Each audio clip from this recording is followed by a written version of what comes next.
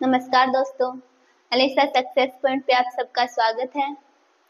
आशा है कि आप अपनी तैयारी में लगे हुए होंगे। आपकी इसी तैयारी को और बेहतर करने के लिए अलीसा सक्सेस पॉइंट लेके आया है जनरल साइंस से रिलेटेड कुछ मोस्ट इम्पोर्टेंट क्वेश्चंस। तो चलिए बिना देरी करते हुए स्टार्ट करते हैं आज की क्लास। तो आज की हमारी क्लास धातुओं से रिलेटेड होने वाली है। तो चलिए स्टार्ट करते हैं। क्वेश्चन नंबर 1, निम्नलिखित में से कौन से धातु का प्रयोग थर्मामीटर में होता है? क्या पूछा गया है कि कौन से धातु का प्रयोग थर्मामीटर के अंदर किया जाता है। तो सबसे पहले हमें ये पता होना चाहिए कि धातु क्या होती है। तो धातु क्या है? धातु यह कठोर, चमकदार, तन्य और ऊष्मा का सुचालक होती है धातु। तो थर्मामीटर क्या होता है? ये भी क्वेश्चन सही है। थर्मामीटर तापमान मापने का एक उपकरण होता है जिससे हम टेम्परेचर को माप सकते हैं। तो चलिए पूछा गया है कि कौन से धातु का प्रयोग थर्मामीटर के अंदर किया जाता है।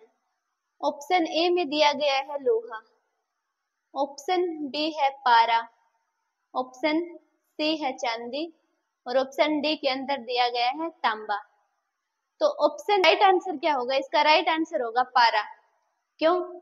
क्योंकि पारे का प्रसार गुणांक इन तीनों की तुलना में, किसकी? लोहा, चांदी और तांबे की तुलना में पारे का प्रसार गुणांक अधिक होता है, अर्थात इसमें प्रसारण की क्षमता अधिक पाई जाती है, जबकि लोहा, चांदी और तांबे में प्रसारण क्षमता कम पाई जाती है पारे की तुलना में। ठीक है। पारा एक अपारदर्शी भी पदार्थ होता है, तभी हमें थर्मामीटर की नली में आसानी से दिखाई दे जाता है। तो ऑप्शन बी पारा इसका राइट आंसर होगा।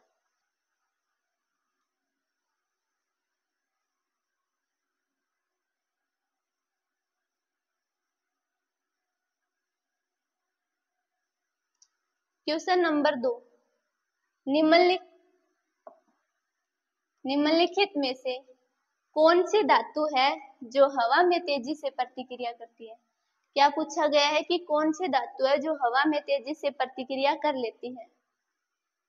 तो ऑप्शन ए में दिया गया है सोना, ऑप्शन बी है चांदी, ऑप्शन सी है प्लेटिनम और ऑप्शन डी है सोडियम। तो हवा में तेजी से प्रतिक्रिया करने का मतलब है कि अगर हम इन धातुओं में से किसी को वायुमंडल के अंदर खुला रख दें तो कौन सी धातु तेजी से अभिक्रिया करेगी हवा के साथ? तो देखते हैं ऑप्शन ए में सोना, चांदी और प्लेटिनम, इन तीनों की प्रतिक्रियाशीलता है ना सोडियम की तुलना में कम होती है, सोडियम की तुलना में कम होती है। तो सोडियम इसका राइट आंसर हो जाएगा। प्रतिक्रियाशीलता तो इन तीनों की भी होती है लेकिन सोडियम की तुलना में कम होती है, तो सोडियम इसका राइट आंसर है। चलते हैं अगले क्वेश्चन की ओर।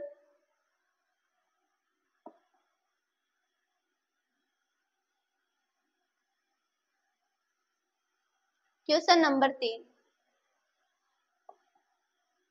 निम्नलिखित में से कौन सा पदार्थ धातु नहीं है? क्या पूछा गया है कि कौन सा पदार्थ है जो धातु नहीं है। तो सबसे पहले मैंने आपको बताया था कि धातु क्या होती है। जब धातु का पता होगा तभी ये क्वेश्चन सॉल्व होंगे, क्योंकि मैंने आपको पहले भी बताया था कि सारे क्वेश्चन धातुओं से रिलेटेड होने वाले हैं। तो धातु कठोर चमकीला पदार्थ जिसे हम आसानी से तोड़ नहीं सकते, तन्यता हो जिसके अंदर तन्यता का गुण पाया जाता है, उसे धातु कहा जाता है। तो ऑप्शन ए के अंदर दिया गया है लोहा, ऑप्शन बी है सिलिकॉन और ऑप्शन सी है सोडियम, ऑप्शन डी के अंदर है तांबा। तो मैंने आपको सबसे पहले बताया था कि सुचालक है, मतलब ऊष्मा की, ये तीनों ऊष्मा की सुचालक होती है। अब बचा सिलिकॉन। सिलिकॉन क्या है? सिलिकॉन न तो धातु है और न ही उपधातु है, मतलब ये धातु और उपधातु दोनों के बीच की एक योजक कड़ी के रूप में इसे माना गया है। तो सिलिकॉन इसका राइट आंसर हो जाएगा। चलते हैं अगले क्वेश्चन की ओर।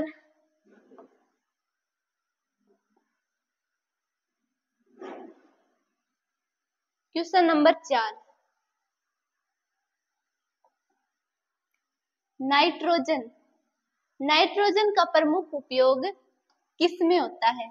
क्या पूछा गया है कि नाइट्रोजन का प्रमुख उपयोग किसके अंदर होता है? तो ऑप्शन ए के अंदर उर्वरक, ऑप्शन बी विद्युत चालक, ऑप्शन सी के अंदर दिया गया है गैस सिलेंडर, और ऑप्शन डी के अंदर दिया गया है गहने। तो नाइट्रोजन है वो विद्युत का क्या होता है? कुचालक होता है, अर्थात ये दहन का विरोध करता है। तो इसका विद्युत चालक नहीं हो सकता, गैस सिलेंडर भी नहीं है और डी गहने भी नहीं है। इसका राइट आंसर हो जाएगा उर्वरक। नाइट्रोजन के अंदर नाइट्रोजन को नाइट्रेट में बदलने के लिए एक जीवाणु होता है स्यूडोमोनास, जो कि नाइट्रोजन को नाइट्रेट के अंदर बदल देता है और जो कि भूमि की उर्वरक क्षमता को बढ़ा देता है। तो नाइट्रोजन उर्वरता में प्रमुख उपयोगी है। नाइट्रोजन पौधों की कोशिकाओं में पहुंचता है, पौधों की कोशिकाओं में पहुंचकर उन्हें उनकी वृद्धि को बढ़ावा देता है। अतः नाइट्रोजन का प्रमुख उपयोग उर्वरक के रूप में किया जाता है। अतः ऑप्शन ए राइट हो जाएगा। चलते हैं अगले क्वेश्चन की ओर।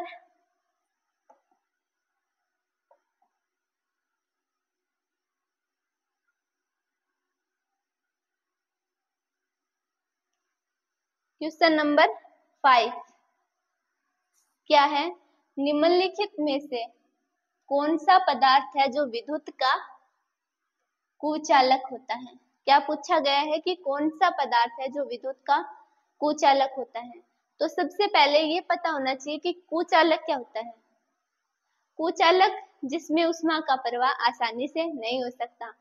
फॉर एग्जाम्पल लकड़ी के अंदर ऊष्मा का प्रवाह बिल्कुल नहीं हो सकता क्योंकि विद्युत रोधी होती है। तो चलिए देखते हैं कुचालक। ऑप्शन ए के अंदर दिया गया है तांबा। तो तांबा तो विद्युत का सुचालक होता है, इसके अंदर पूछा है कुचालक, तो ये तो रॉन्ग हो गया। ऑप्शन बी के अंदर दिया गया एल्यूमिनियम। एल्यूमिनियम भी विद्युत का सुचालक होता है। और ऑप्शन डी के अंदर दिया गया है चांदी। चांदी भी विद्युत का अच्छा सुचालक माना जाता है। तो ऑप्शन सी के अंदर दिया गया है सल्फर। सल्फर इसका राइट आंसर होगा। सल्फर विद्युत का कुचालक होता है। क्यों होता है? क्योंकि सल्फर के अंदर मुक्त इलेक्ट्रॉन नहीं होते, जिसके कारण ये विद्युत का चालन नहीं कर सकता। विद्युत का चालन करने के लिए मुक्त इलेक्ट्रॉनों की आवश्यकता होती है, अतः ये विद्युत का कुचालक होता है। अतः सल्फर इसका राइट आंसर हो जाएगा। चलते हैं अगले क्वेश्चन की ओर।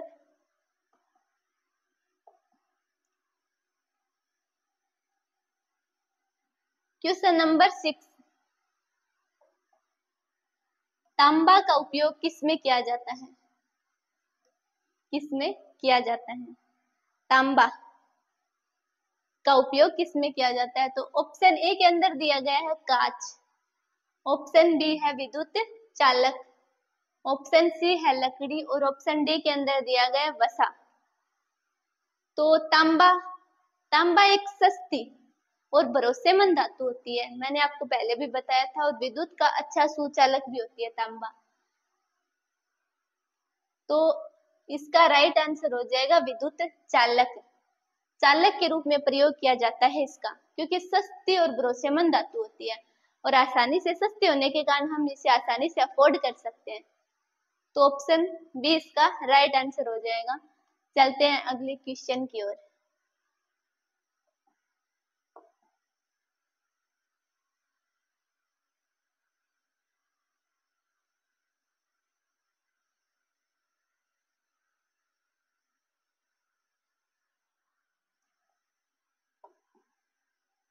क्या है कि आयोडीन किस प्रकार का पदार्थ है?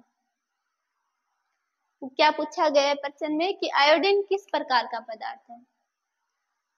थायराइड ग्रंथि में थायरोक्सिन हार्मोन के निर्माण में आयोडीन का प्रयोग किया जाता है। आयोडीन शरीर में मजबूती प्रदान करने में भी महत्वपूर्ण योगदान देता है। तो इसका प्रयोग मतलब थायरोक्सिन हार्मोन के निर्माण में किया जाता है। चलते हैं ऑप्शन के अंदर क्या दिया गया है, देखते हैं। आयोडीन। ऑप्शन ए के अंदर दिया गया है धातु, ऑप्शन बी है अधातु, और ऑप्शन सी है धातुक, और ऑप्शन डी है मेटलॉइड। तो आयोडीन किस प्रकार का पदार्थ है, मैंने आपको बताया था पहले। ऑप्शन ए के अंदर है धातु, तो इसका राइट आंसर होगा ऑप्शन बी अधातु। क्यों अधातु क्यों है? क्योंकि आयोडीन के अंदर धातु और अधातु दोनों के ही गुण नहीं पाए जाते। अतः ऑप्शन बी इसका राइट आंसर हो जाएगा। और मेटलॉइड क्या होता है? मेटलॉइड जिसमें धातु और अधातु दोनों के गुण पाए जाते हैं, उसे मेटलॉइड कहा जाता है। धातु का हमें पता ही है, और धातुक ये भी धातु का ही एक अपवाद है। तो इसका राइट आंसर हो जाएगा ऑप्शन बी अधातु, इसका राइट आंसर है। चलते हैं अगले क्वेश्चन की ओर।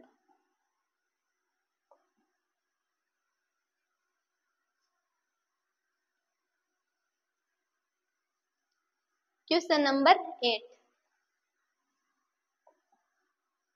कौन सी धातु का उपयोग बैटरी निर्माण में किया जाता है?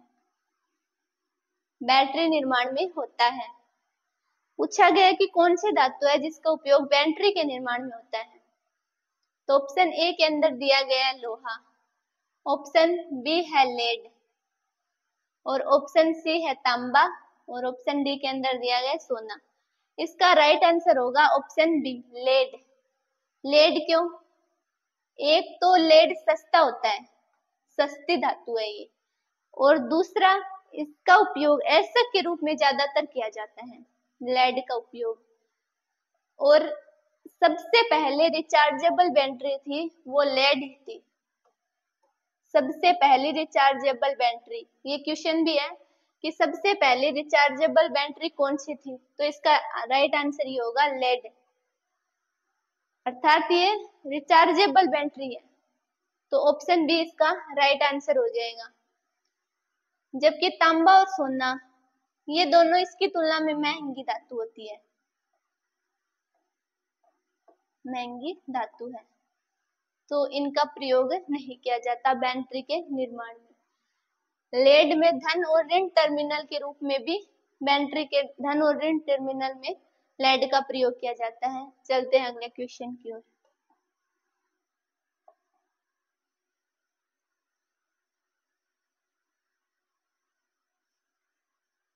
क्वेश्चन नंबर 9,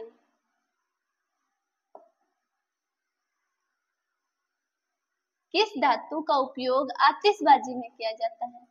अब सबसे पहले क्वेश्चन ये है कि आतिशबाजी क्या होता है?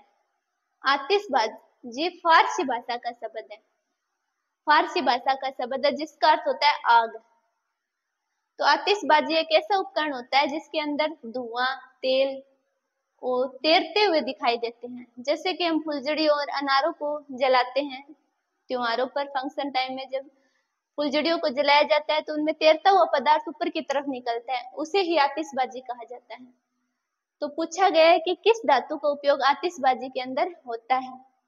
तो ऑप्शन ए के अंदर दिया गया है तांबा, ऑप्शन बी के अंदर है मैग्नीशियम, ऑप्शन सी है सोना, और ऑप्शन डी के अंदर दिया गया है चांदी। तो मैग्नीशियम का उपयोग आतिशबाजी में होता है। क्यों? क्योंकि मैग्नीशियम एक प्रतिज्वलित पदार्थ होता है, यह आसानी से आग पकड़ लेता है। जबकि सोना, चांदी और तांबा ये धातु महंगी होती है, इसे आसानी से हम लोग अफोर्ड नहीं कर सकते, ये बात मैंने आपको पहले भी बताई थी। तो इसका राइट आंसर हो जाएगा मैग्नीशियम। चलते हैं अगले क्वेश्चन की ओर।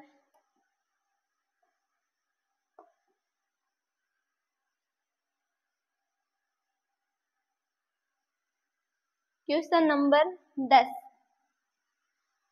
और ये हमारा लास्ट क्वेश्चन भी है। किस धातु का उपयोग विद्युत तारों में किया जाता है? तो देखते हैं, ऑप्शन ए के अंदर दिया गया है लोहा, ऑप्शन बी है चांदी, ऑप्शन सी के अंदर तांबा, और ऑप्शन डी के अंदर है सोना। तो विद्युत तारों में किसका प्रयोग किया जाता है? तांबे का। ऑप्शन सी इसका राइट आंसर है। क्यों? तांबा विद्युत का सबसे अच्छा सुचालक होता है, पहली बात तो यही है, सबसे अच्छा सुचालक होता है तांबा। और लोहा, चांदी और इनकी तुलना में सस्ती धातु भी होती है। दूसरी, ये कम प्रतिरोधकता होती है, तांबे की प्रतिरोधकता कम होती है। प्रतिरोधकता क्या होती है? विद्युत का विरोध करने की क्षमता को प्रतिरोधकता कहा जाता है।